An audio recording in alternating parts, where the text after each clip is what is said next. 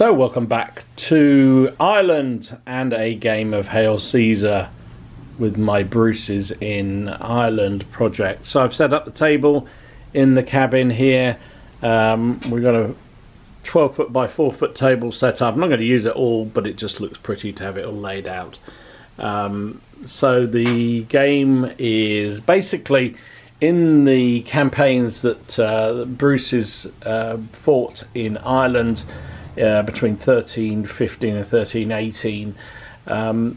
One of the biggest challenges they faced was lack of supplies, and in fact some would say that's what finally defeated them, spoiler alert, was the fact that they just ran out of supplies. There was a famine going on in Ireland at the time as well, and weather was atrocious, apparently very, very poor weather, even for Irish standards, and as a result supplies were hard to come by. So that's the scenario here, is that an Scottish force has discovered that the village, or the town of Helmstead, which is this one on the crossroads, has some supplies, and they are sending a column to try and secure those supplies as quickly as possible.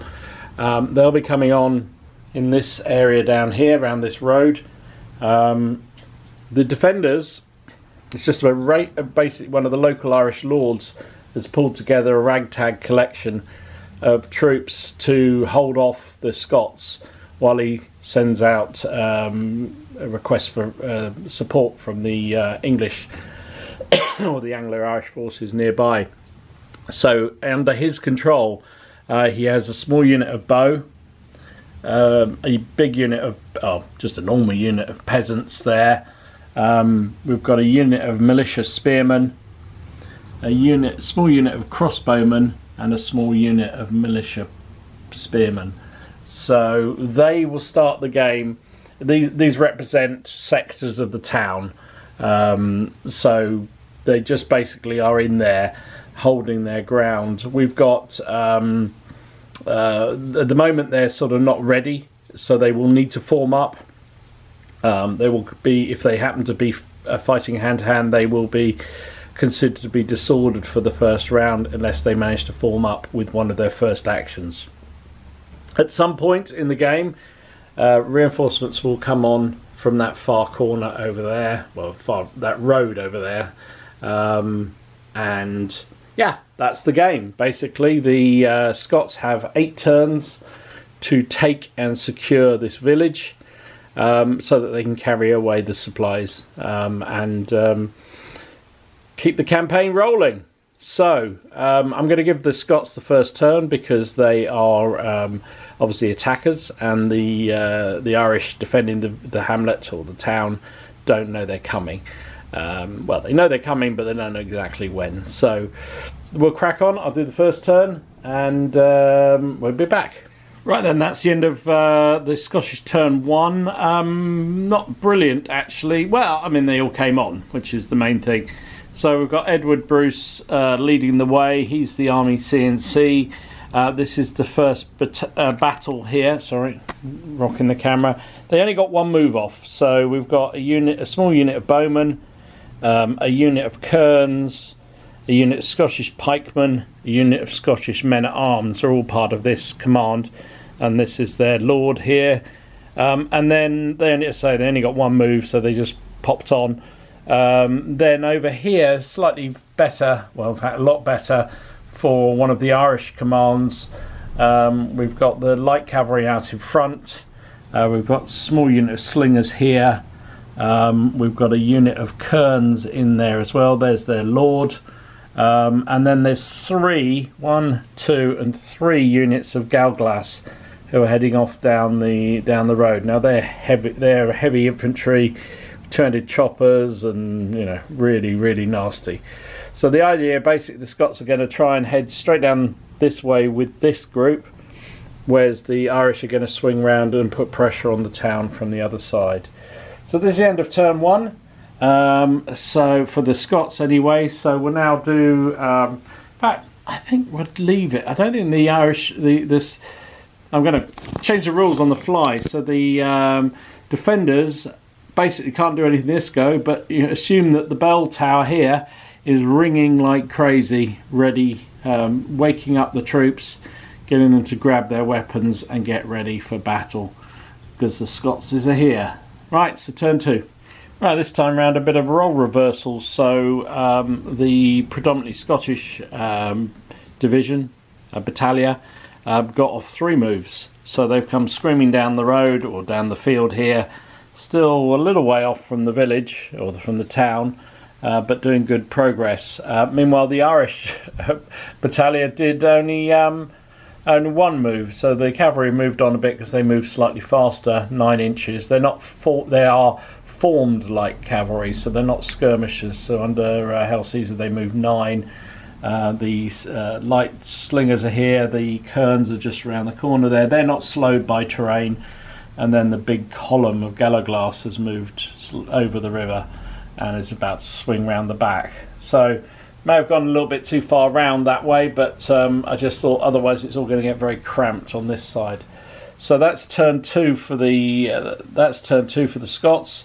Now the defenders have woken up, so let's see what they do. Right, turn 2 for the Anglo-Irish defenders of Helmstead. Now the way I played this was because I said they were all asleep or not prepared when the Scottish attacked. They had to at least use 1 command to form up before they were allowed to do anything, and I diced for each unit individually to sow a bit of confusion. So, but they actually did pretty well, to be fair. So this militia unit formed up and manned the walls, so it got 2 moves for that. This unit of light infantry, bowmen, got 3 moves off, so they formed up and moved 2 moves out. The peasants just formed up, that's all they managed to do. Over here, the spearmen, the other small unit of spearmen, formed up and moved to the wall of the buildings, and the crossmen actually got 3 moves, but they didn't really want to go anywhere, so they formed up as well and manned the walls. So basically everything on the Anglo-Irish side is active and formed up and ready. So you can see the Scots here ready to descend on Helmstead with turn 3. I'll be back. Right, so a mixed bag of orders for the Scots on turn 3. The main Scottish brigade got 3 moves off and belted up the road, or about open up the plain there as far as they could go. The slingers and the javelinmen moved together. They also got 3 moves, so they've piled forward. But that's where it all went. It was good up to that point when the light cavalry blundered. Luckily only had to do 1 move to the right, and as a result this column could only do the 1 move that it was going to do because it's on a column on the road. So the hairy-arsed axemen are not kind of keeping up with the rest of the army. I mean, I guess that's the trouble when you try and do tactics with a medieval hairy-arsed army. Anyway, let's do some shooting if there's anything in range. So these are just regular bows. They're not long bows, but they have an 18-inch range, and that is just in range of those guys over there. Slingers only have a 12-inch range, so those guys there are well out of range. So we've just got the first shot of the game is these archers here. They're going to fire at their opposition over there. 2 shots. It'll be 4s. 4s extreme range 5. Ooh, a 6 and a 3. So that's 1 hit on these guys. I don't believe they have any armour saving, from what I remember. Just double check. No armour, so that's a wound on those, and a 6 is a break test for them. So they rolled a 6. Break test, infantry, hold your ground disordered or retreat in good order. I think they're going to hold their ground disordered, because they're not really going to advance much further anyway, and they're really there just to try and draw off some of the opposition troops. So that's probably all they'll do. So that's the end of the Scottish turn 3. We'll do the Anglo-Irish turn 3. So a very quiet turn 3 for the Anglo-Irish. Basically, these guys couldn't advance because they've got the disorder, didn't want to anyway. The only manoeuvre they did was to bring the peasants forward from the back sector in to support the spearmen. They rolled 3 moves, so that's how they were able to get across so easily. So that was good. So we've got a bit of shooting. We've got these guys here firing back on their opposition across the field. They get 2 shots. It would be a 4, but goes to a 5 because they're disordered, and 6 because of range.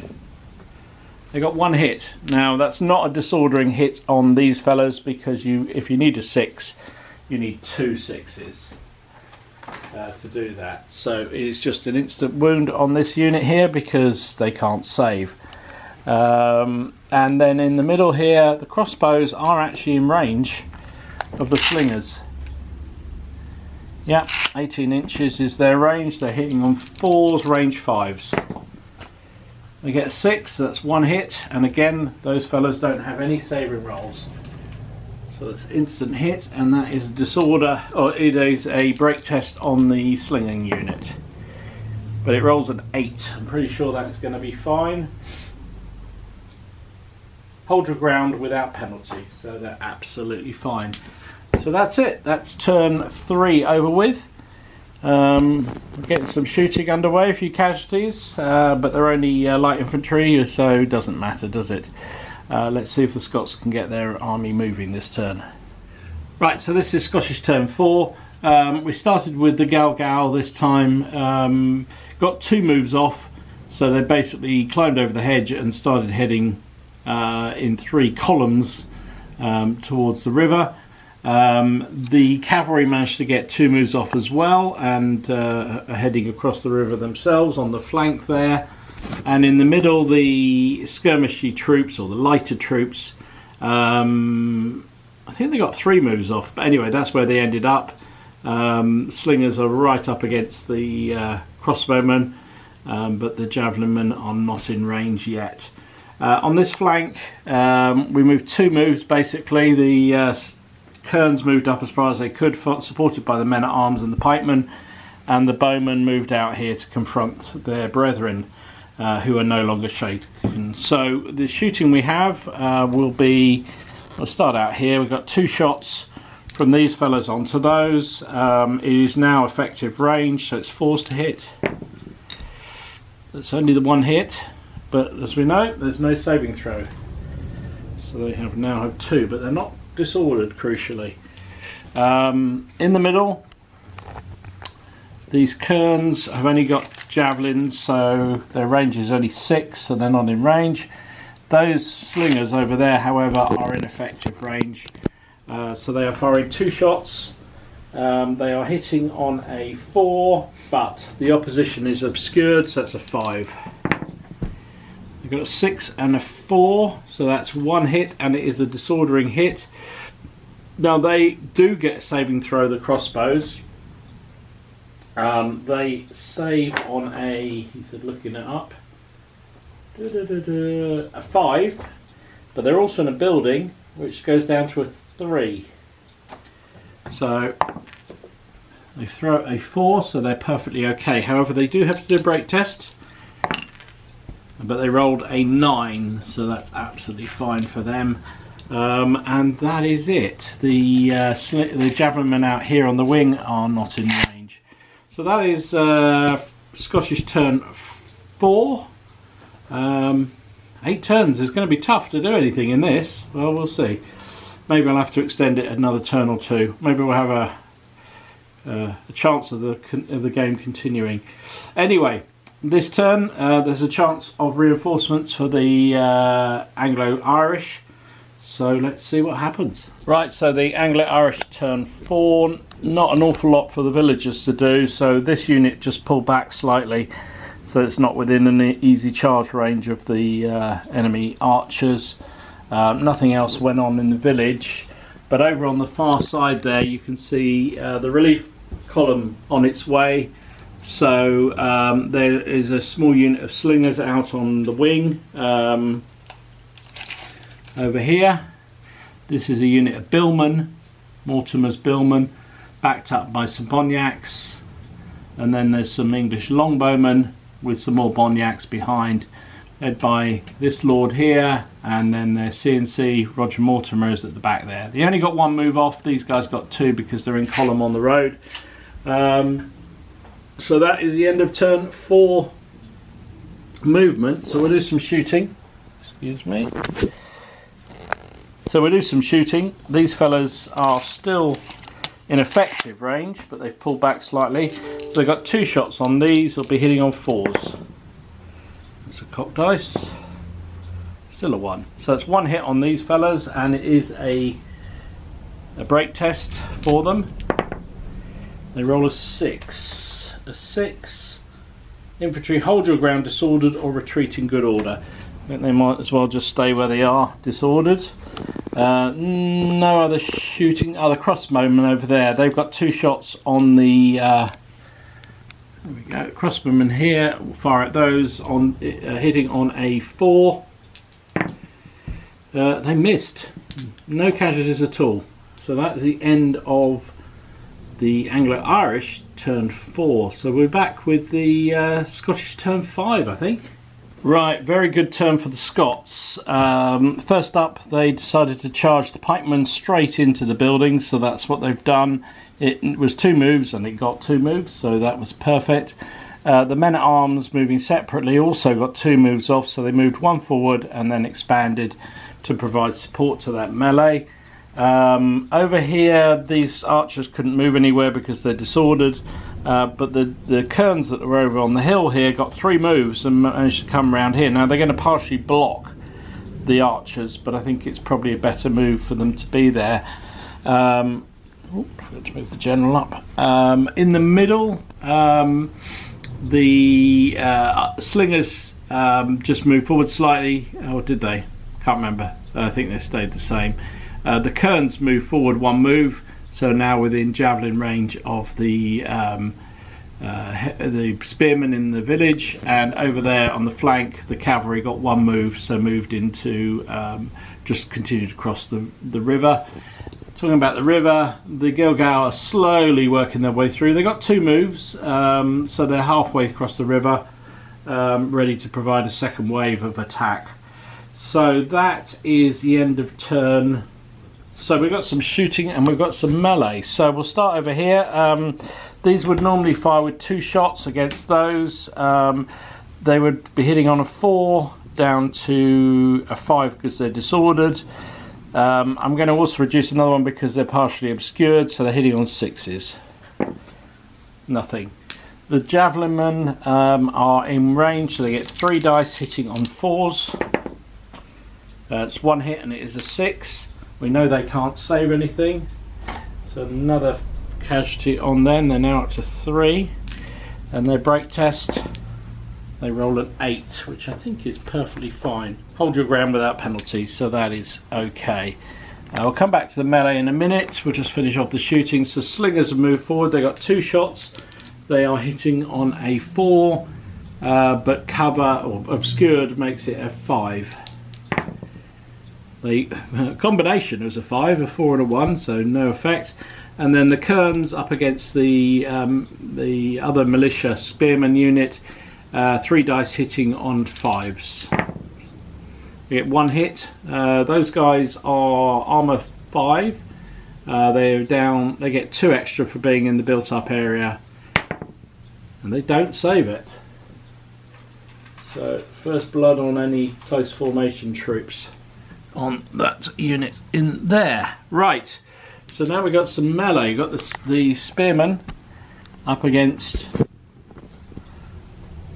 the pikemen. So pikemen are 7 attack dice. The spearmen So the spearmen have 6 dice.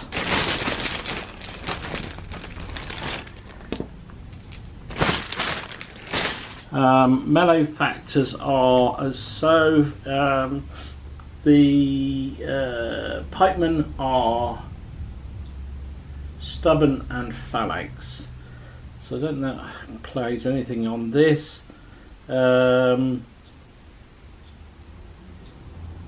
basically the spearmen are hitting on a 4 and the Scottish pikemen are hitting on a 3. They also have supports, but we'll do them separately. Okay, the salute dice are the Scots. I managed to roll three 2s, so that's 4 hits. Oh, and the spearmen rolled 6 hits. Sheesh. Sheesh, this is a brand new painted unit. So 6 plays 4. We've also got some support. So the men-at-arms supporting the Scottish are hitting on 4s. It's another 2 hits. Oops. And the peasants behind can provide 3 dice support, hitting on 4s, and they miss all of theirs. That could be crucial. Right. So the upshot is 6v6. However, so we'll start with the Scottish. They have an armour class or a saving roll of 4. It's a pretty good roll. They only take 2 losses. So 2 casualties on the Scots. The English defenders have 6 hits to save on. They would be saving on a 5, but they get 2 for the cover. So down to a 3. And they saved 5, so they only lost 1 man. 1 casualty. So that's 1 on them. And 2 on those. So that means the Scots lose by 1. They are... okay, because the pike is stubborn, they can re-roll one of their tests. So they actually only lost 1. So that makes a big difference. So that's 1 plays 1 on the result. So that is a flat-up draw. So nobody wins. We continue next turn. Next turn in the Anglo-Irish turn. 1 casualty apiece. Back in a minute. Right, so the Anglo-Irish turn. So first up, not much happened on this flank at all, as you'd expect, because everything's sort of holding its ground, really. The small unit of archers pulled back into the cover there, because they don't like the odds that are coming their way. Meanwhile, on the reinforcement front, the column of spearmen and Bonyaks and billmen have marched down the road. They've got 2 moves, so that's where they've got to. The little slinger unit out there only got 1 move. The archers only moved 1 move, and the other unit, Bonyaks, failed their order test. So that's where we are. So we'll move back over to here. Sorry, to make you dizzy with moving. And we'll do some shooting. So the archers firing here. They get 2 dice. Hitting on, looks like it's 12 inches away. Yeah. So hitting on a 4. Absolutely diddly swapped. We'll come back to the melee. We've got the crossbowmen on the edge of the building there, firing at the slingers. They are hitting on 4s. They get nothing at all either, so not worked for them. Meanwhile, we'll go back to the melee. So the melee here, it's an ongoing melee. Nobody won last turn. So we're using sustained figures, but both remain the same. So the noisy bike. So we have the Scots have 7 dice. The Anglo-Irish have 6. Both sides get 3 supports. And everybody is hitting on 4s. So Let me move back, and I was trying to show the dice. So this is the Scots. That's not a bad roll at all. So they missed with 4, which meant they got 6 hits. The militia spearmen and peasants fighting back needed 4s as well, and that wasn't so good. So they got 2. They only got 3 hits out of their. They have 3, 6, 9. 3 hits out of 9. That's terrible. It should have been 50-50. Right. So let's do the saving rolls. So for the spearmen defending the barrier, they get +2 on their saving roll, so they're saving on anything but a 1 or a 2. They get 2 2s, so that's 2 wounds on them. The spearmen, the pikemen suffered 3 hits. They're saving on a 4, so 2 went through. However, they can re-roll because they're stubborn. Still get 2 wounds as well. So 2 plays 2.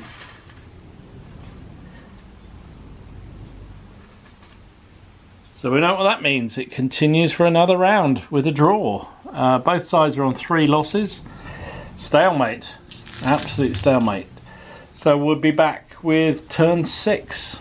Right then, turn 6, I think, for the Scots-Irish. So what happened? Well, let's start over the far flank. The cavalry got 3 moves off and have gone skirting down to try and slow up the reinforcements coming down and cause some problems for them. In the middle here, let's start with the tardy Gelglass.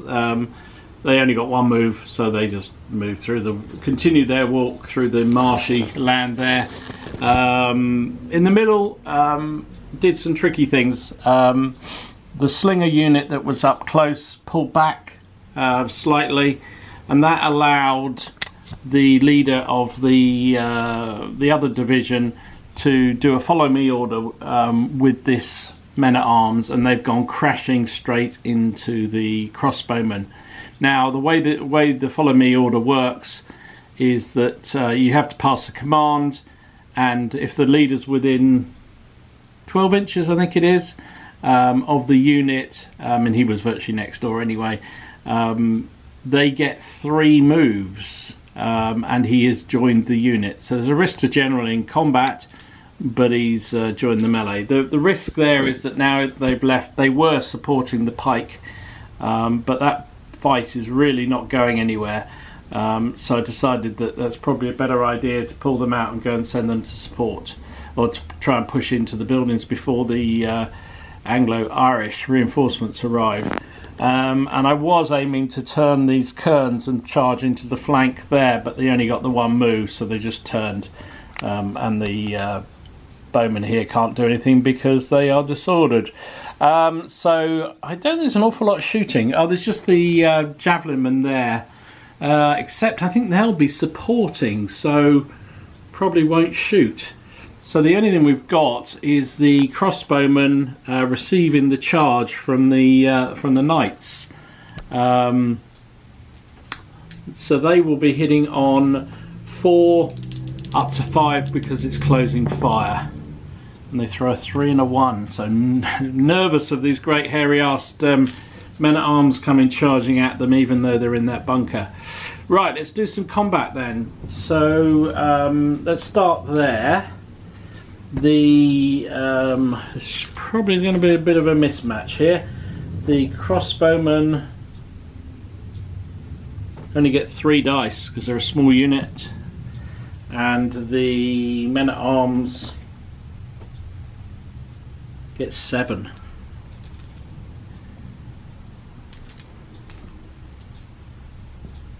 There we go. Now then, the men-at-arms will get, the crossbowmen will get 2 supports for the men-at-arms beside, or the militia for the militia spearmen beside them, and then the knights will get the kerns supporting them with 3 dice. So let's start this out. we'll start with the men-at-arms 7 dice. They are charging, which gives them a 6. Gives them 3s to hit. They are tough fighter and they are stubborn. So 3s to hit. They managed to not do brilliantly there. They managed to miss with 3. They get 1 reroll because of tough fighter, which also gives them another hit. Then they've got 3 supports who are hitting on 4s. That's 2 more hits. So it's a total of 2, 4, 5, 6, 7 hits, which is more than the defenders have as dice. The combination of the crossbowmen and their supports are defending on a 4. Sorry, hitting on a 4. They got 3 hits, which is pretty good rolling on the whole. So the let's convert these into wounds. The men-at-arms are saving on a 4. They only saved 1, so they did take 2 losses. I'll put that there beside them. Oh, I forgot to add the general in as well. General gets 2 attacks at 3. He hits with both of them, so it's another 2 hits. So 2 hits on the knights anyway. So the Scots fighting, they get 2, 4, 6, 8, 9 hits now on the on those crossbowmen. The crossbowmen's saving roll is a 5. They will get 2 for the cover, so 4 and 3. And the cover does its job. They actually save everything. Absolutely everything. Nothing lower than a 3. So, wow. Oh, and I just realised the knights have stubborn, so they can try and re-roll one of those misses, which they do take. So they only lose 1 man, but they still lose the fight. Crossbowman defending an obstacle against the hairy asses survives. Now there's a risk to general, but that's safe. Just missed it by 1. Yeah, I was expecting that to be a much easier job, being it's only a small unit of crossbows, but clearly not. Right, let's go to the other fight, which is over here, which again was a flat draw. The pikemen have 7 dice, 2, 4, 6, 7, and the spearmen have 6. Spearmen get support of 3 from the peasants, but the pikemen don't anymore. So let's try the Scots, see what they can do with their 7 dice. Needing 4s. Oh, that was a good roll. Yeah, 4 hits. Yeah, just 1 above the odds. And the defenders are hitting on 4s as well.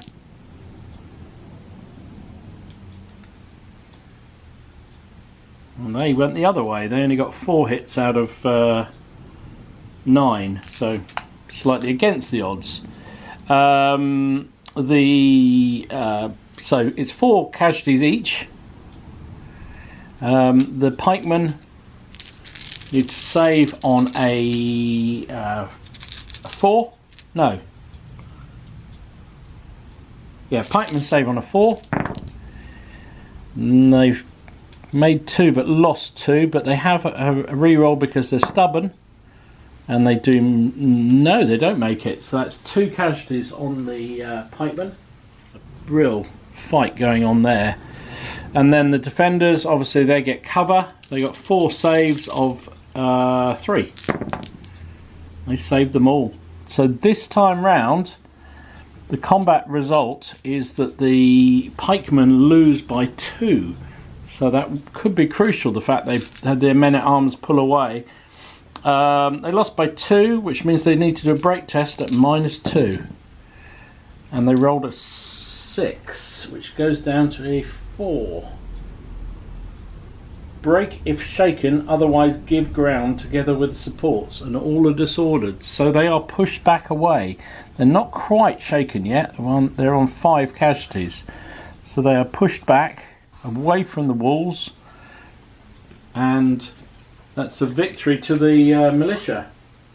Managed to hold the walls.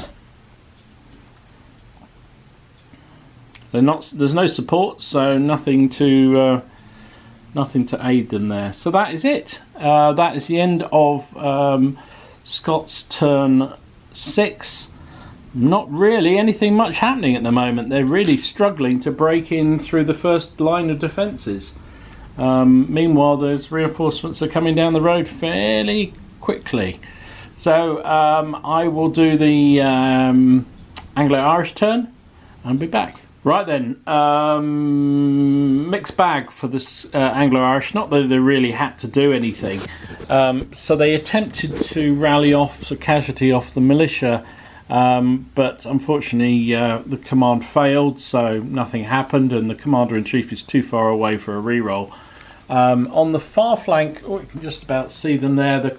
The slingers got 2 moves and came charging up to try and block the gap against the marauding Irish light horse, and the one of the Boniac units decided it had to go and back up those slingers, so turned and headed that way.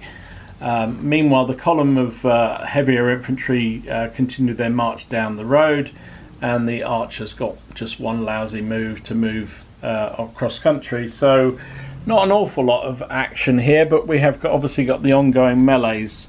We'll start with shooting. So the longbow, just regular archers here. They're in 8 inches away, so it's just 2 shots firing against these kerns, hitting on a 4. Get 1 hit. Kerns get a saving roll of 6, I think, if I remember rightly. Yep, 6. So they do not save it. There's a casualty on them. There's no more shooting here.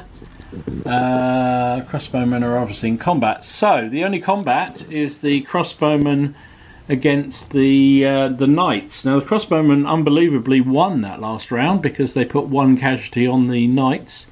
Yeah, that casualty should be on those. So that's that. So we will continue that fight. So the crossbowmen have 3 dice. The men-at-arms have 7 dice.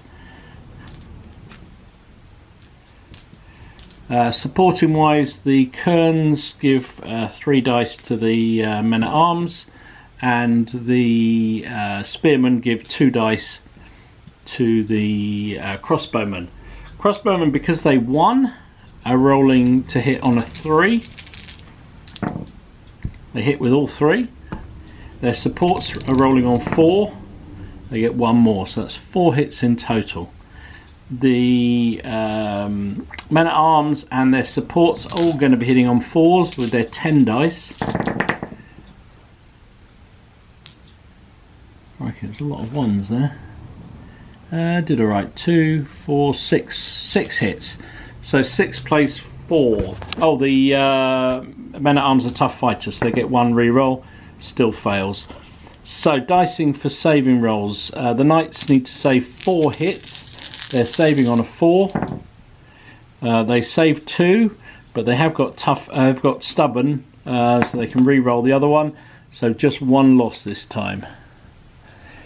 Oh, I forgot to add the general in again, didn't I?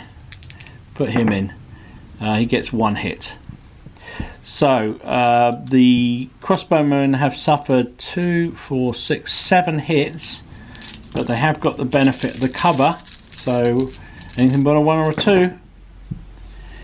Well, this time they do suffer 3 wounds. This time around it's 3 plays 1. So I think, no, because the crossbowmen haven't suffered any losses yet. So that's the first loss. We'll turn the arrow around because it means the Scots have won that melee. There's a risk to general. They suffered 1 casualty. Nope, they rolled a 3, so that's absolutely fine. The defenders need to do a break test at -2 because they suffered 2 more casualties. They rolled a 6. That's just what we had a minute ago. 6 is give ground in good order. Sorry, 6 goes down to a 4. Break if shaken, otherwise give ground together with supports in disordered. So they are pushed away from the defences. Now, I don't believe, because this is a subsequent round, I don't think the men-at-arms can follow up. It doesn't matter too much because they've got another turn coming. But I think that's right. Anyway, I'll just move the figures and we'll be back with the Scottish turn 7. Right then, Scottish turn 7, an interesting one. Let's start in the village over here. So the dismounted knights who'd won that last melee charged forward again. They got 2 moves off, which is what they needed because they were slow climbing into the village. And smashed back into those crossbowmen. The kerns that were out there on the flank moved forward to support them in that melee. The Galglas actually finally managed to get going. Well, in fact, they failed first of all, but on the commander reroll, redid it, and they got 3 moves, and so they're finally onto the field and threatening. Cavalry over the top there, you can just see them facing off against the slingers. I forgot to fire the slingers, but I did it just off camera, and they missed.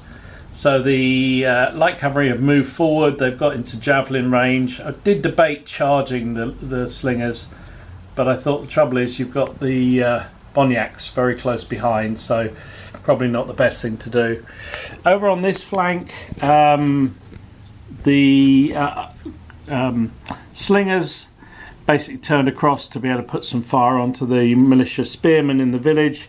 The pikemen, the commander moved over and took a wound off them, so they're down to 4 now. The kerns stayed exactly where they are, and these archers managed to get 1 move up to try and put some pressure on those archers. So let's see what we can do with this one. We start with the firing here. So the 2 shots onto those guys in cover, hitting on 4s down to 5s because of obscured target. They missed with both shots. The javelins here get 3 dice. They're going to be firing into the building. So 3 shots needing 5s. They got 1 6. The guys defending anything but a 1 or a 2. Ooh, they take a wound. That's not ideal. So that pushes them up to 4 now. And it will be a break test for them. We'll come back to that in a minute. Put that to remind myself that that's a break test. And then the slingers there, 2 of them firing will be 5s. Got 1 hit. Save and roll anything but a 1. No, a 1 or 2, sorry. So we'll do the break test now, because although it's the end of the turn, doesn't matter for this. Oh, I thought it was going to be double 1 for a minute. Turned up as as a 6 and a 1. So 7 on a ranging shoot. Hold your ground disordered or retreat in good order. Well, there's no way they're going to retreat. So they will just stay where they are disordered. What else we got here? I think that's all the shooting of the cavalry over the far side. They've got 3 dice firing at the skirmishers, or firing at the slingers, sorry. Will be hitting on 4s.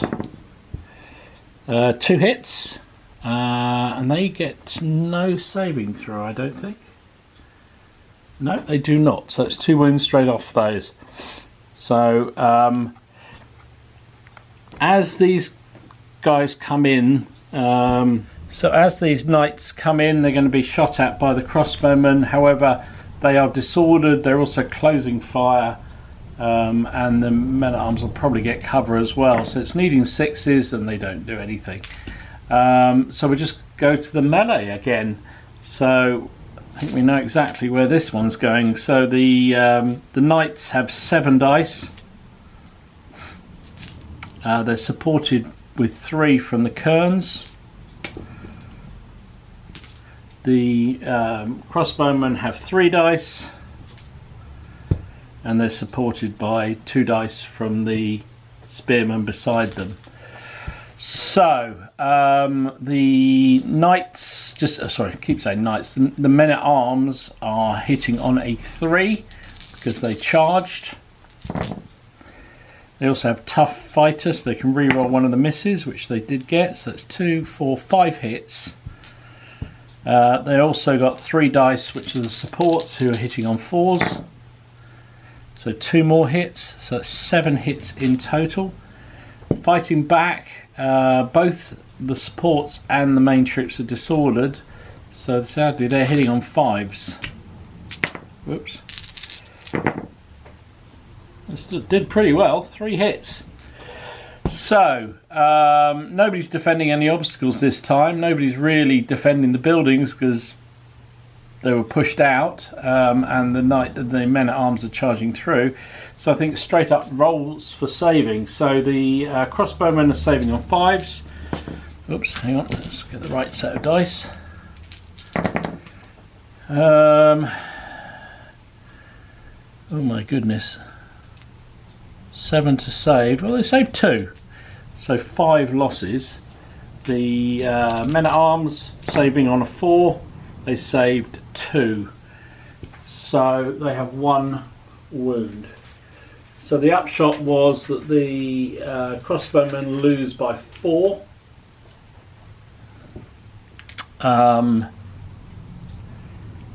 The crossbowmen are shaken. They can put excess casualties onto the other supports, but I think they have to. Right, as I thought, so this unit suffered 5 casualties. It's only got a stamina of 4, so that means it takes one of those 5 onto itself, which makes it shaken, and the other 4 goes on to the other unit, which also makes that one shaken. So both units, as a result, because any excess casualties over and above the unit's stamina are put onto the supports. So that means both units become shaken. So we do need to do a break test. They lost by 4.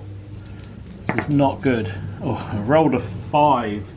So that goes down to a 4, which I think I remember from before is break if shaken.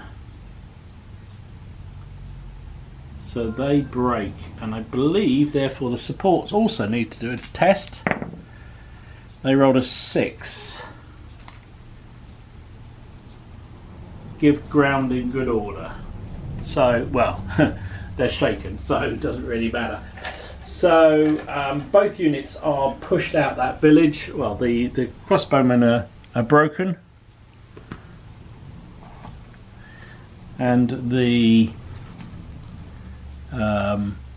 spearmen fall back, but are shaken as a result. So finally, the village has, one of the halves of the village has fallen, just in time, I think. Oh, I don't know what quite happened there. I think the camera went a bit blurry. Sorry, I hope that showed. So just a quick recap if it didn't. So the men at arms defeated the crossbowmen, did 5 casualties on them to 1. The 5 casualties were enough to make the crossbow unit shaken. The excess moved on to the spearmen that were supporting them, and they were also shaken. The crossbowmen failed their break test and broke. The spearmen passed. They have a fallback in good order result, but they are shaken. So it's an interesting setup now. We've got this village has finally fallen. just as the Galglass come pouring through the field, ready to secure the next one. But there's going to be a bit of a barnstorming fight in the village because the English reinforcements are arriving just in time. Meanwhile, this stubborn unit of militia spearmen is holding on for grim death against everything that's thrown at it, backed up by the doughty peasants. So I think that's it for this turn. I'm debating whether the men-at-arms should pursue into the spearmen, but I don't think they'll be able to because the spearmen will move back 6 inches. The men-at-arms would only get one charge on move and one advance move, and that would be shortened because they're going to clamber out the building area. So I think that would mean they couldn't actually contact the spearmen. So I think they'll stay exactly where they are, and we'll be back with turn 7 for the Anglo-Irish. Right then, Irish turn 7 was pretty interesting. So start with what's left in the village, shall we?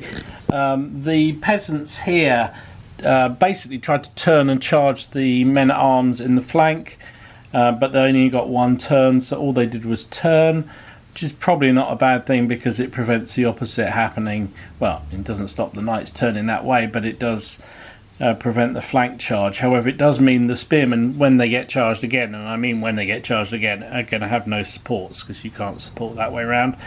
Their other move was the general move forward and took off a point of damage off the men-at-arms, so they are there. Otherwise, let's see if I can get the camera in. So you can see up there in the top corner the the slingers got 2 moves and moved across and into the enclosure here, and the Boniacs came charging down the gap. They actually got 3 moves and nearly contacted the cavalry, but they got as far as that. That's the shaken spearmen still here. In the middle, in the lane, the billmen took a bit of a risk, and it may still be a bit of a risk, because if they formed into line, they would be slowed by the enclosures.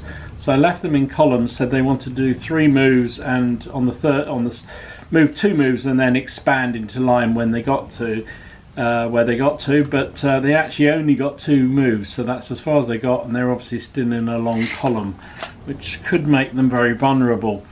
Over here, Mortimer's had enough of these archers not really doing anything. So he issued a follow me order and has moved them 3 moves round onto the flank, and he is with that unit for the moment.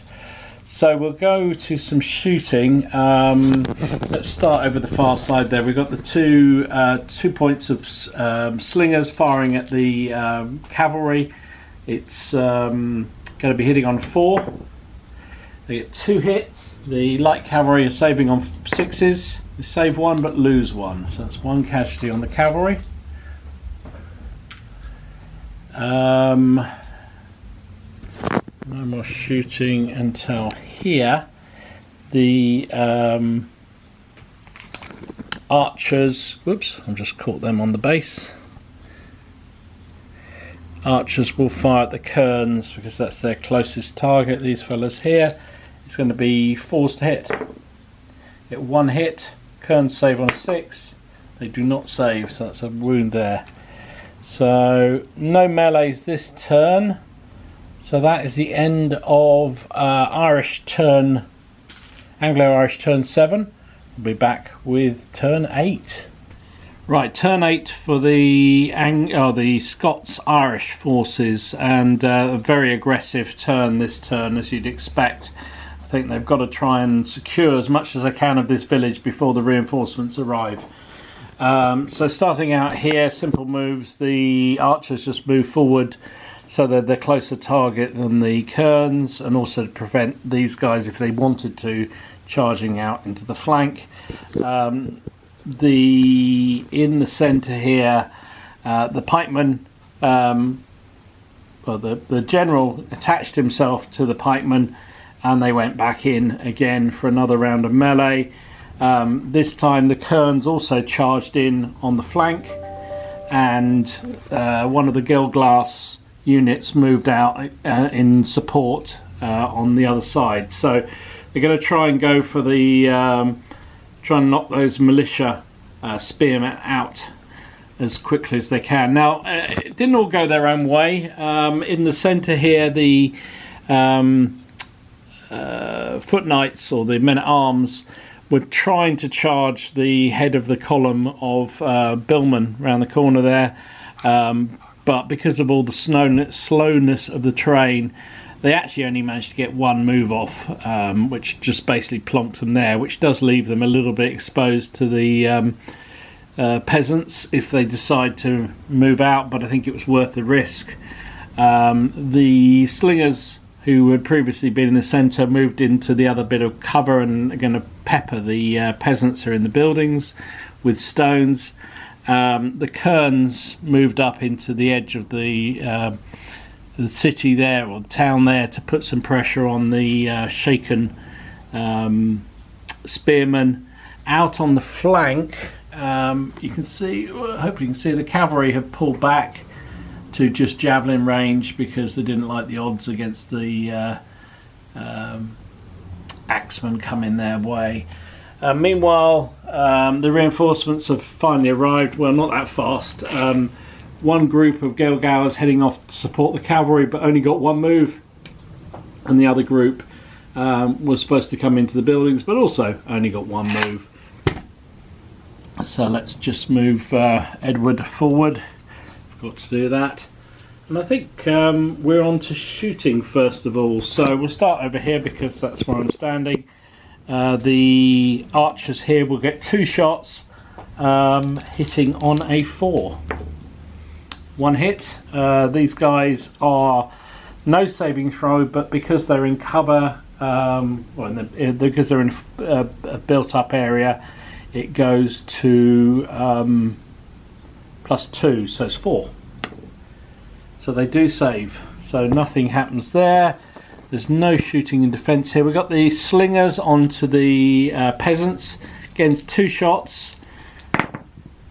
1 hit. There's a 4. The peasants are also auto hits, but because they're in cover, they get a protection, but they don't actually save it. So that's 1 wound on the peasants. Over the far side, the kerns firing javelins at the against the spearmen that are shaken already. They've got 3 shots, hitting on 4s. 1 hit. Spearmen were probably not really counting cover there, so they need a saving roll, which they don't make, so that's going to be a break test for them. I might as well do that now because there's nothing else going to be firing at them. So their break test is they're shaken already. They rolled a 7. Hold your ground, disordered or retreat in good order. Well, they're already disordered. I think they're probably going to retreat again back to here. Actually, they'll come round a bit, so they are actually more in the cover than not. So that's that, and the cavalry over the far side. You can see them in the distance over there. Zoom in on them. Far at the Boniacs. They get 3 dice, needing 4s. 2 hits actually. 2 hits. The cavalry are saving on a 6. They save 1 but lose 1. Sorry, it's not cavalry, it's the other way around. The Boniacs. What am I doing? They are saving on a 4, but still they rolled a 1 and a 6, so still 1 casualty on the Boniacs as they come forward over there. Right, now we've got some hand-to-hand fighting, so I don't feel this is going to go very well for our friends, those militia spearmen. They've put up a good old fight through the game so far, but they're in a bit of problems. Also, their general is with them, which could also be a problem. So they will get 6 dice, +2 for their commander.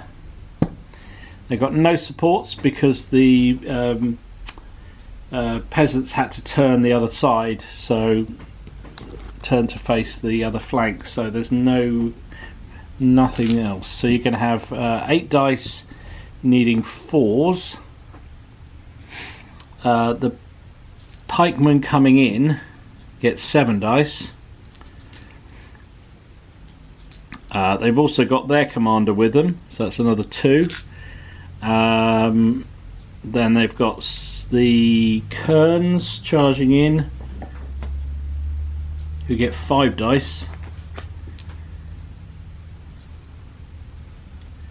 And they've got support from the other side, which is another 3 dice. So let's start with the spearmen. Now they have been hitting the flank, so they're actually hitting on 5s because you get -1 for being hit in the flank. It looked a really good roll. Lots of 4s, which is a shame. They just ended up 2 hits in the end. We'll work out who they go on. Then the pikemen come forward. They've got 7 plus the leader, 8, 9 dice, hitting on 3s. They also have, oh no, that's for saving rolls. No, they did very well there. They got 5 hits. No, they didn't. 7 hits. 7 hits plus their supports. Oh, hang on. We'll do that separately. The kerns also charged. They're hitting on 3s as well. Crikey, they all hit. And then the 3 supporting Galglass hitting on 4s. And they all hit too. Gee whiz. That's a lot of hits on those fellas. Right, we'll start with the 2 hits on the pikemen. They're saving on a 4. They saved both with double 6. Good grief. Now then, the old spearmen who stood up remarkably well so far. They are saving on anything but a 1 or a 2. There's a lot of dice though. So for all that, I rolled 2, 4, 6, 8, 10, 12, 13, 15 dice and they only took 2 losses. Wow, that's pretty good.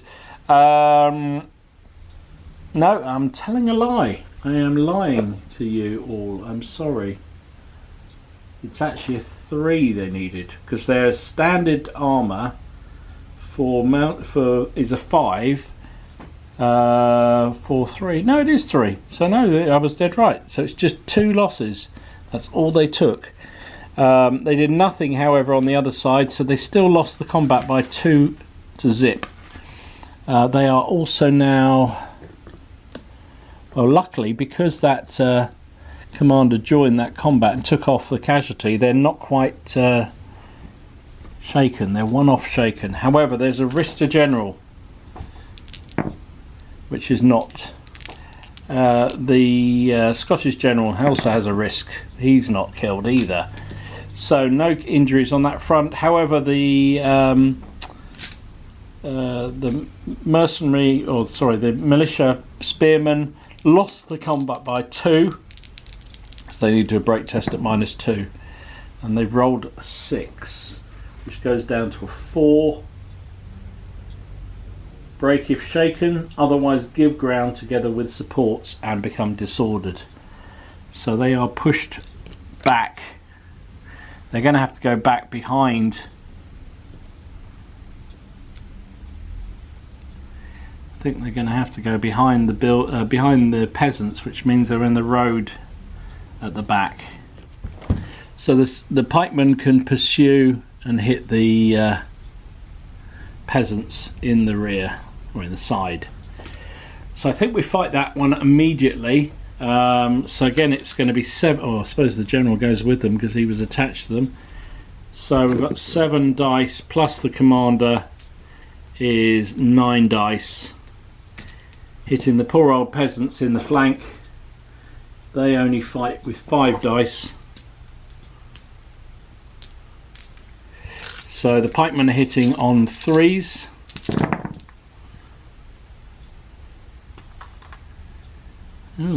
actually obviously getting tired. They only got 4 hits. The peasants are hitting back with 5, needing 5 though, because they're being hit in the flank. They only get 1. So 1 hit on the pike, which they fail, but they are stubborn, still fail.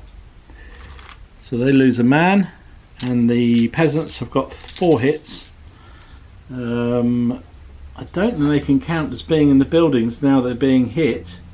So that is 4 automatic hits on peasants. So they don't have any saving rolls. So it's 4 plays 1. Means the peasants are now on 5. And they've got to do a break test. They rolled an 8. So it was 4 plays 1, so -3 break test. They rolled an 8, which is 5. Break if shaken, otherwise give ground together with supports.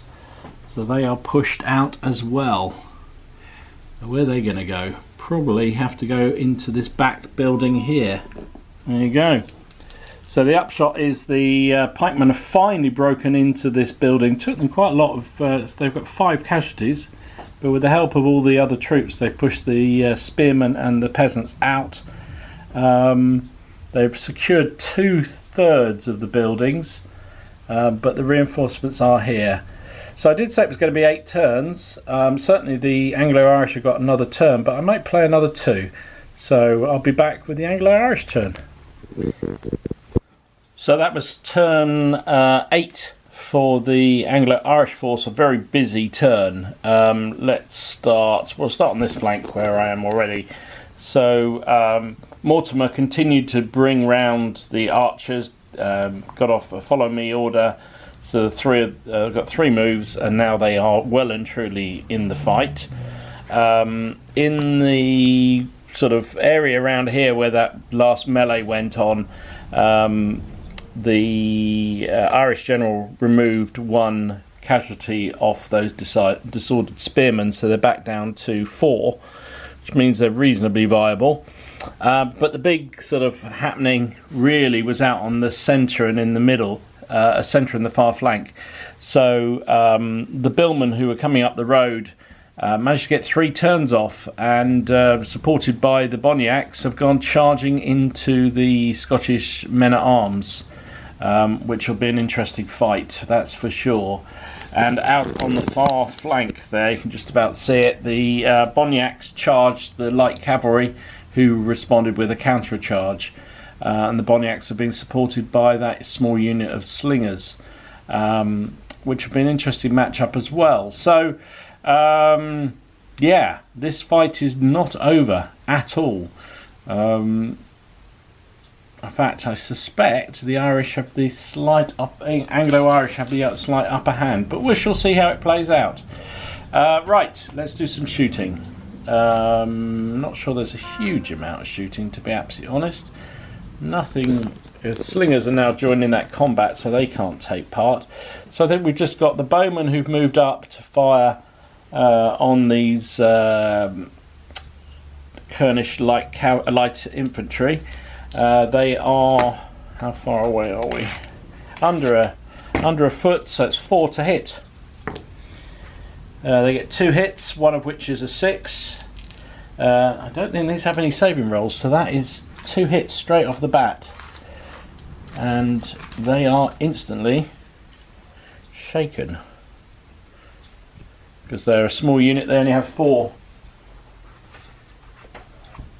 So break test for ranging attack, an 8. That is hold your ground without penalty. I'm not sure they wanted to, but that's where they are. Then these guys here will fire 2 shots needing 4s. They get 1 as well. Oh, well, we know that's 1 over. So, but because they're already shaken, that doesn't go on.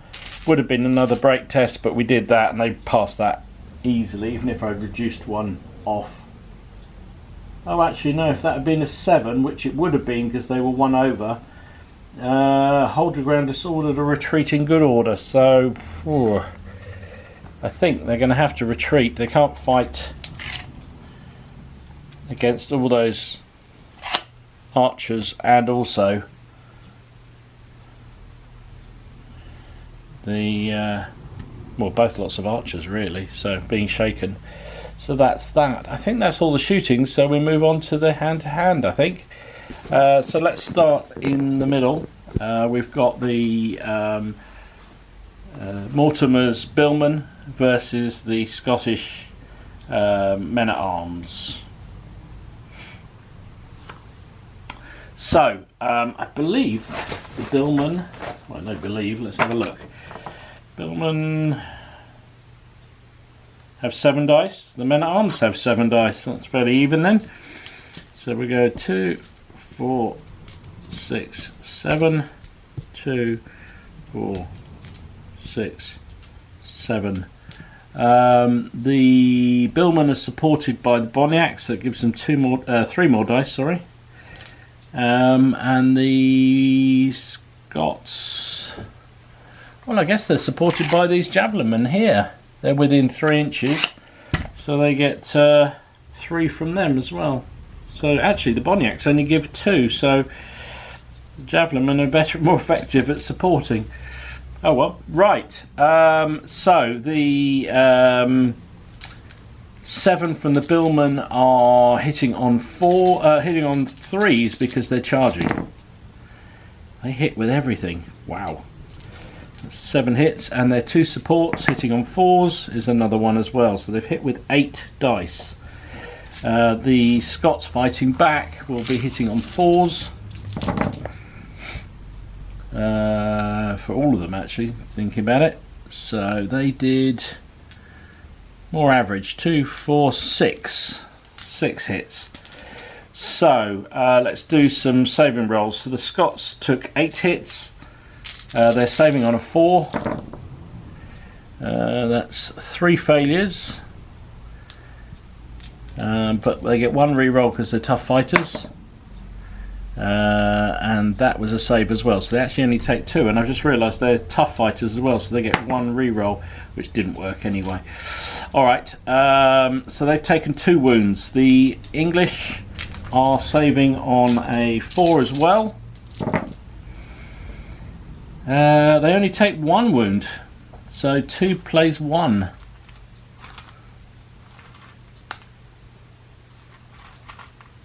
So the Scots lose by 1. They're not shaken yet. They're 1 off that, but they will have to do a break test. But they roll a 9 on a, which goes down 1 because they've lost by 1. Is actually give ground in good order together with supports. Okay. Well, that's going to be a bit complicated, so those will have to shuffle back. I'll move this in a minute, but it probably means they're pushed back into the built-up area, and the Billmen will follow up, almost certainly. Interesting. Right, the combat over the far side. The cavalry against the Boniacs. Let's do them next. So cavalry are hitting with 6 dice. 2, 4, 6. That's not supported by anybody. The Boniacs are, I think they're 7 if I remember rightly. Yep, they're 7. 2, 4, 6, 7. They get some support from the Slinger unit of 2. And there we go. So both charged. So they're both hitting on 3. So we start with the cavalry hitting on 3s. They do 4 hits, which is the odds. And the Boniacs hitting on 3s as well. They are also, they got 200 weapons. Right, to work that through. They hit, well, they missed 2 actually. So they hit 5 plus their supports. Hitting on 4s gives them 1 more. So they've got 6 hits, the cavalry got 4. The Boniac save and roll is a 4. So let's see what they do. Oh, they actually take 3 hits, which is a very bad roll on their part. Well, I suppose it was 1 off average. And the cavalry, now against the Boniacs, they lose 1 of their armour class because they've got 200 choppers, which means they're instant hits. Ouch. They get 1 save for the support hit, which they make. So they suffered 5 losses as opposed to 3 on the part of the Boniacs. The light cavalry are therefore shaken and will need to take a break test. They rolled a 7. They lost the combat by 2, so that goes down to a 5. Which is break if shaken, otherwise give ground together with supports. So they are destroyed and run from the field. However, they did put 3 casualties on the Boniacs, who are now on 4. So I'll clear that up and we'll come back and see what the start of turn 9 that we were never going to play is. Right, so turn 9 for the Scots, and I feel this is kind of the crucial phase. So as you can see, I've moved the Scottish men-at-arms back into the built-up area because of that result from the combat, and the billmen have followed up. So they will have the advantage in the next round, supported by their Boniac friends, and the far flank is looking devoid. This could be, well, I keep saying that could be an interesting turn, but we'll move the figures and I'll be back with the result of movements. Okay, so yet another busy turn for the Scots. The Kerns that were over here have pulled back onto the flank here to try and face off against those longbowmen. I'm not sure there's much they can do about them. They are outranged in every way there, but I think they're just going to try and slow them up. Meanwhile, the poor old Kernish archers are just going to have to take the pummeling that's coming their way. In the centre, a little bit more. Oops, put the camera there so you can actually see what's going on. In the centre here, we've got the unit of Galgal that were back here. The general did a follow me order, and they got 3 moves and have charged into the disordered. Actually, they're no longer disordered, so charged into the spearmen. They are supported by the pikemen, who had 1 casualty removed by the other commander. In the centre, everything's carrying on as it is. The slingers that were here have just turned to face, and now they can support that melee as well. The other unit of Galgal tried to form out and move forward, but only got 1 move, so all they did was form out. And on the far side, you can see the other unit moved forward and went into line, ready to face off against their Boniac brethren. So that's that. I'm not sure there's much shooting again. Just the bowmen here, I think. They'll fire. I have to fight these guys in cover, so it's hitting on 5s because they're shaken. Nothing at all. So straight into the combats. How's this going to play out? I genuinely don't know. So we'll start with the Galoglas. Why do I call it Galgal?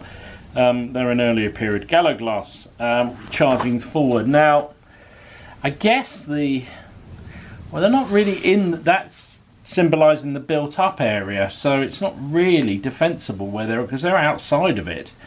So I'm going to rule that is a straight-up fight. No cover for either side.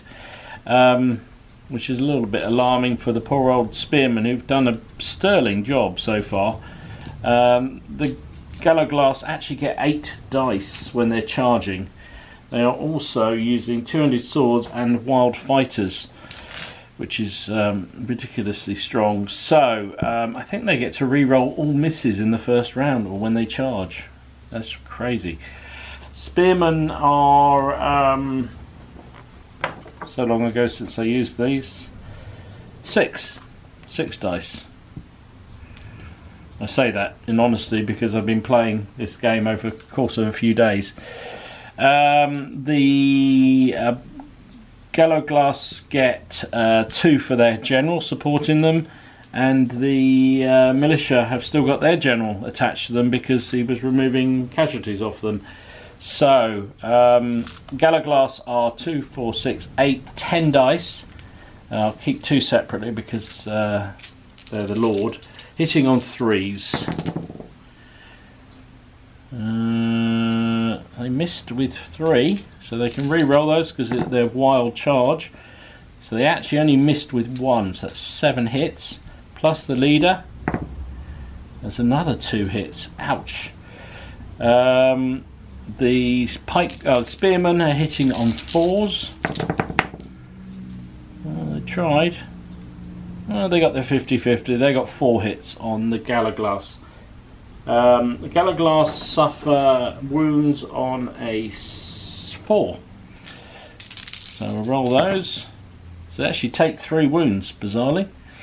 So it's 3 dead. Against the spearmen, the 2 from the leader. That's 1 is converted. And with the axemen, they lose 1 of their armour, so they're down to 5s. Oof! I think the time has come for these spearmen to finally succumb for all the fighting they've done. They suffer 2, 4, 6 plus the leader 7 hits. 7 hits. They've got no supports to transfer them to. We'll see whether the general is killed. 5, 6, 7 plus 7 is 14. Yes, the general is killed in the fight as well. Ouch. And they're already on 4 casualties, so that puts them 5 over. So they are most certainly shaken, and they've rolled a 4, so they are gone. They fought blooming hard, stuck it out for a long game. They fought off the pikemen. They fought off the pikemen for several turns. So that was a heck of a result. But eventually, just weight of numbers and the Gallo-Glass mad axemen coming charging in finished them off, and that is the end of them. Did put 3 casualties on the Gallo-Glass, which is pretty useful. Oh, we'll just see with the see if the Scottish general is killed as well. No, 7 plus 3 is just 10. And I think it's 11 or a 12. There's the chance of death. So now general's obviously dead as well. I'll put him back here because he will be replaced. Now the Gallo-Glass can continue on because they won that charge. So I think they're just going to continue and smash into the poor old peasants that are sitting back here, trying to remain innocuous. And because that's a converted charge, we fight that on now, I think. Obviously the pikemen can't support them anymore. The leader does go with them because he was attached. So he pulls forward. So we fight another round. Oof. This Gallo-Glass unit could just rip straight through everything. The peasants only get 5 dice. I am going to say they're defending the fortification this time, however, because they were pushed back in there some time ago, so I think they will be. 2, 4, 6, 8 plus 2 for the Gallo-Glass. They are hitting on 3s. They missed with 4 actually, but they get re-rolls with those because they're wild charging. So they actually ended up with 6 hits. They missed with 2, and the general doesn't do anything. So maybe they've got a chance here. The peasants, can they see off the Gallo-Glass? Peasants will be fighting on a 4. They did 3 hits. So 3 hits on the Galaglass, who are armour class 4, or saving on 4, is 1 more wound on them. Pop that there so I remember.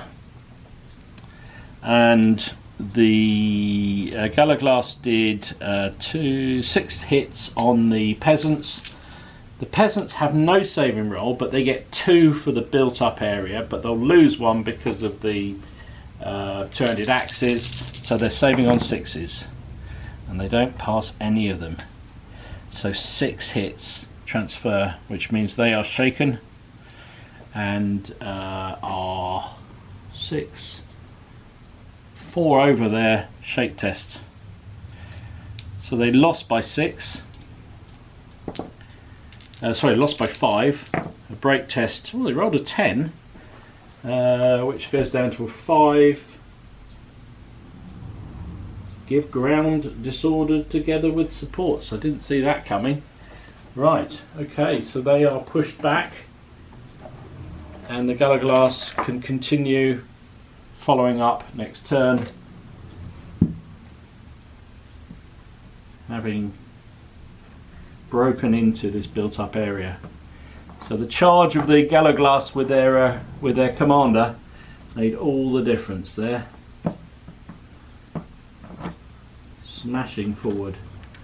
More importantly, they've got a whole load of hairy-arsed axemen in their face. Apart from that, it's all good for them. They're feeling good about life.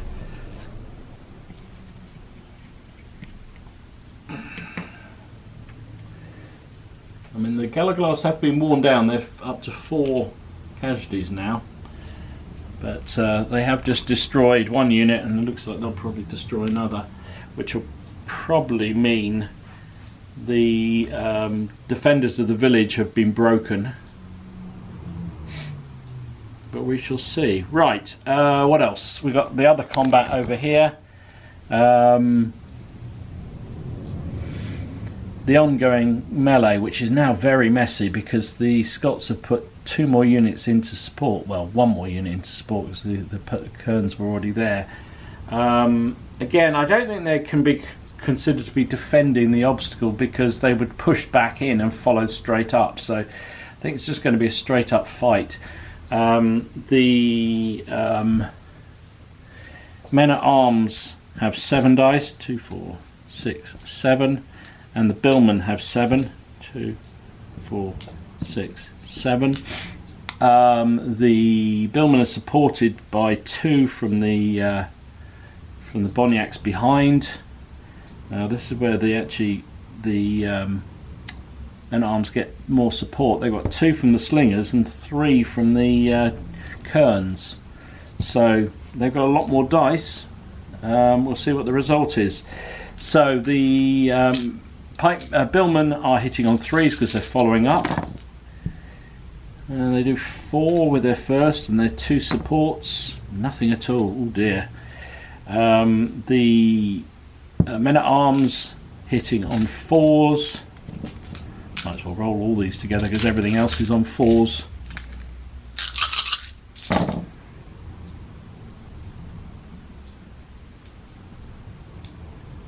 They get 2, 4, 5 hit. 2, 4, 6, 7 hits. Sorry, 7 plays 4. Right, the 4 hits on the knights. They're saving at 4s. They save 2 and lose 2. The 7 saves on the billman, saving on 4 as well. Oh my goodness, they do amazingly. Only suffer 1. So it is 1 plays 2. Which means the men-at-arms are defeated. They are also shaken now. Hang on, they got 1 reroll save, haven't they? Which they save, so it's honours even. However, I think they're still shaken. Yes, they are still shaken.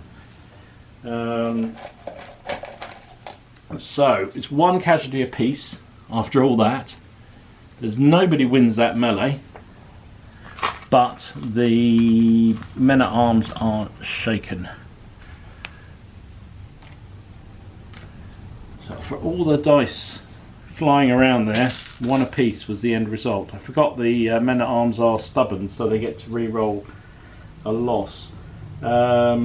So there's no need for anybody to take a break test, because the rule is if a fighting unit that's already shaken draws a hand-to-hand, which they weren't. They were shaken as a result of the hand-to-hand, so that's just a straight fight next round. However, obviously the men-at-arms are shaken, which will give the billman a slight advantage.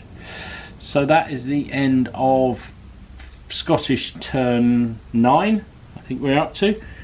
We'll play the Irish turn 9 and see what then the result is, because it's starting to get dark in Helmstead. Right then, Anglo-Irish turn 9. Not an awful lot happened, to be absolutely honest. Out on the far flank there, the Boniacs tried to charge the Galloglass, who were around the corner there. They needed 3 moves and only got 2, so they're a little bit shy of where they needed to be.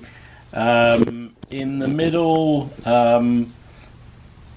a casualty was rallied off the small unit of mercenary pikemen by the newly resurrected Lord. He's now a level 7. But the slingers had tried to move up in support of the billmen, but failed their order, so that was that. Nothing much happening in the centre here.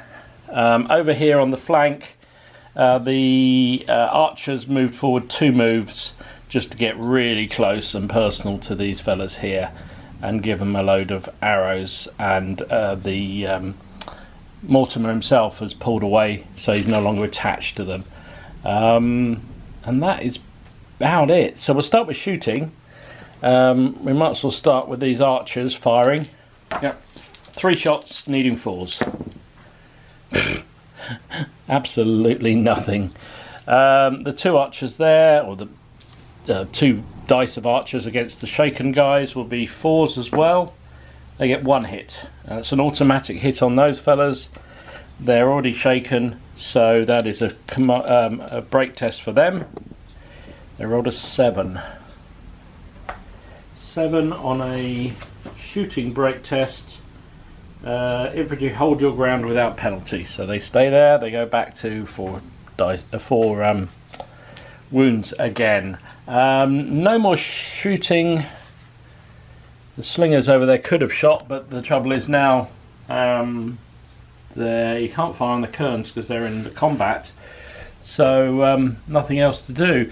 So we'll start with the hand-to-hand then. I guess we'll start with the one that both of them, they're in a bit of problems, I think. So we'll start with the billmen, because they've probably got the best chance, really. They get 7 dice. Again, and they have 2 supports. The men-at-arms get 7 dice. Actually, no, they don't, because it's an ongoing melee, so is that all the same? Yep, they still do. 7 dice for them. They get 2 for the... they get 2 for the slingers. They get 3 for the kerns. So it's all going to be different factors. So let's start with the Anglo-Irish. They get... they're going to be the same factors. They're all going to be hitting on 4s. Bad roll, that. So they hit with 6 hits. The different factors for the Scots. The 7 men-at-arms are they're shaken, so they're going to be hitting on 5s. That's pretty rubbish. They get 1 out of that. The tough fighters, they get 1 reroll. Still 1. And then their supports are 5 dice hitting on 4s. Supports have tried their best. That's 2 hits from them. So a total of 6 hits on the men-at-arms and 3 hits on the billmen. So the hits on the men-at-arms, they are hitting, they're saving on a 4. They saved all but one, and because they're stubborn, they can re-roll that one as well. Wow, they saved everything. Jeez. Armour played out. In return, they got 3 hits on the billmen, who are saving on a 4 as well. They suffered 1. So the billmen lose the combat by 1. So they will need to take a break test. Now, even though the men-at-arms are shaken, they didn't lose and they didn't draw. They actually won that combat. So they don't need to test. So it's a break test for the billmen at -1. They rolled a 7, which goes to a 6. Give ground in good order with supports. So we'll move them back. The men-at-arms can't follow up because they are shaken, but they didn't suffer any more losses, so that's exactly as it stays. Meanwhile, the melee, I call it a melee, the massacre that's going here, oh yeah, but that was a win last turn, wasn't it, for the Galloglass. They are 8 dice. 2, 4, 6, 8. Hitting on 3s, and they get full re-rolls, don't they? Oh no, because it's second round, so they don't get that. They missed with 2. They hit with 6. In return, the peasants hit 5 shots. They are shaken, and so they're hitting on 5s. They get nada, nothing at all. Nothing at all. So, then, oh well, we know that 6 hits is automatically 6 kills against those peasants because they've got no armour save. Plus the Galloglass have got turned axes anyway. So that means they are 6 over their break test. They rolled a 6, so the peasants have gone. Another unit destroyed by the rampaging Galloglass. So yeah, they're gone. Now there's nobody for them to contact and carry on charging into. So that is their move finished. So that's the end of turn 9, or maybe 10 if I got the orders wrong last turn. So I think I'm going to call it there. I did say it was going to be 8 turns, and I played it on just to see what happened this time. I think in fairness, the Scots are in firm control of at least half the village. They've got this one, they've got the pipe block ensconced in here, they've got admittedly the shaken men-at-arms there, but they have got lots of kerns, and also they've got a unit of Galloglass coming up behind. So I would imagine they can rally off some wounds off those men-at-arms. They're in a bit of problems. Well, the flank could be interesting, but I fancy their chances against the Boniacs because Boniacs have already got 4 wounds. So chances are they're going to be shaken at the end of any melee. So unless they get very lucky, it's hard to see how that will work. In the middle, well, you can see the original villagers. They've only got 2 units left now. The spearmen. Oh no, they've got 3. The javelin men over there. Sorry, the slingers over there. They've got slingers, archers, and the small unit of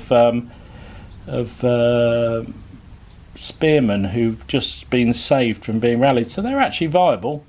But in terms of losses, the Anglo-Irish have lost the peasants, the spearmen, a unit of crossbow. The Scots have just, and they've also got, who have they got shaken? They've got nobody else shaken, so that's alright. The Scots have got light cavalry, lost.